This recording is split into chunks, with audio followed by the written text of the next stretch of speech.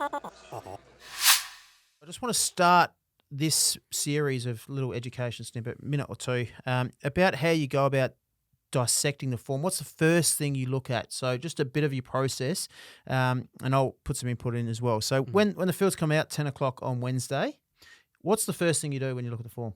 Yeah, well, before I even open the fields and have a look, I look at what the weather's going to be doing and where the rail is, and then go through past meets as well. So what was the previous rail position? How did it race? Is it moving further out? Is it moving back? And then I have a look at historical data for that particular rail position to try and just get my head around how the track might play. Now, we know predicting track bias is actually harder than finding a winner itself, but it certainly goes a long way, particularly the conditions. Have you got database on track patterns and stuff? Yes. Yeah.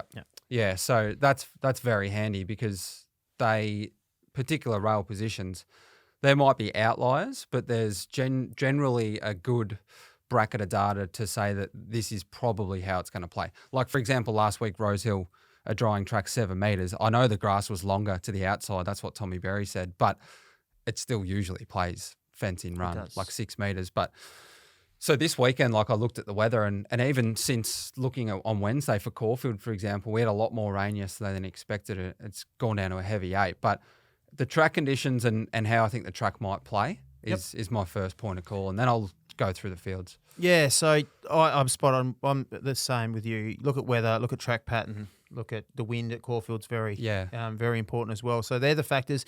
When I look at a race, I generally look at the conditions of the race, the weights, and handicap ratings and stuff like that. So you obviously you go through, you look at the distance, you have a glance over the field, and then you look at the weights and the style of race and whether it's a handicap, whether it's a weight for age or equality or whatever. Yeah, well, that's interesting because it just goes to show that there's a lot of different ways to skin a cat, because when I'm looking at a race, I'll virtually never, I know I noted Elation was an 84 rater at weight for age, like that's a real glaring one.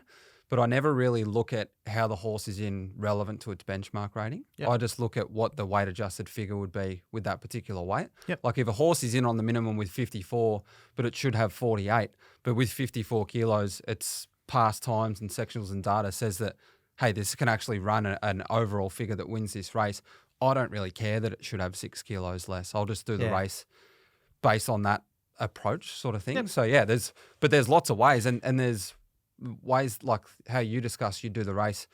There's plenty of times you'll be right and the horse was just poorly weighted to its handicap and didn't run up to the weight that it had to carry. Yeah, and obviously you weight that differently penny race, but if obviously it's a handicap, if it's a fillies versus colts or whatever, you just look at the weight scale of the race. So don't take it. It depends on how much you weight that factor. But and then I go into speed maps, which we can touch on next week, and what a good speed map looks like. So that's generally the first starting point when I dissect the field, look at the weight conditions, the distance, tracks, and weather, and then I go into a speed map, and you do the same.